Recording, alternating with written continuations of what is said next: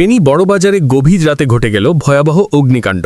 বিদ্যুতের short circuit থেকে মুহূর্তেই আগুন ছড়িয়ে পড়ে মুড়িপট্টি, আলম এন্টারপ্রাইজ এবং পাশের একটি মিষ্টির দোকানে।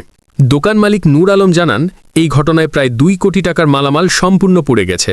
আজ বিকেলে ঘটনাস্থল পরিদর্শন করেন আন্তর্জাতিক মানবাধিকার সংগঠনের চট্টগ্রাম বিভাগীয় পরিচালক মোহাম্মদ আবুল কাশেম। তার সাথে ছিলেন ফেনী জেলা জোনের আঞ্চলিক পরিচালক মোহাম্মদ হানিফ, সাবেক পৌর কমিশনার বেলাল হোসেন সহ স্থানীয় গণ্যমান্য ব্যক্তিরা। পরিদর্শন শেষে তারা ক্ষতিগ্রস্ত ব্যবসায়ের পাশে থাকার আশ্বাস দেন। মোহাম্মদ হানিফ সহ ব্যুরো চিফ, চট্টগ্রাম ডিভিশন। প্রবাহ নিউজ 24। প্রবাহিত হোক তথ্য, উন্মোচিত হোক সত্য।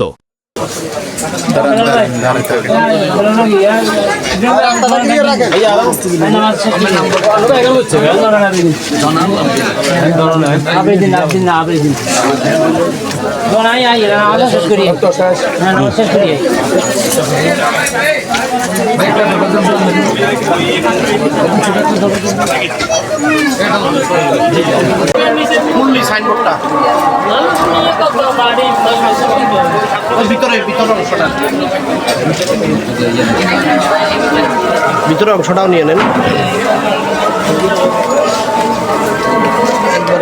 বর্ষীভূত হয়ে গেছে, একবারে বর্ষীভূত চলবো। হ্যাঁ 5 মিনিট হইতো না, 2 মিনিট 1.5 মিনিট হইব।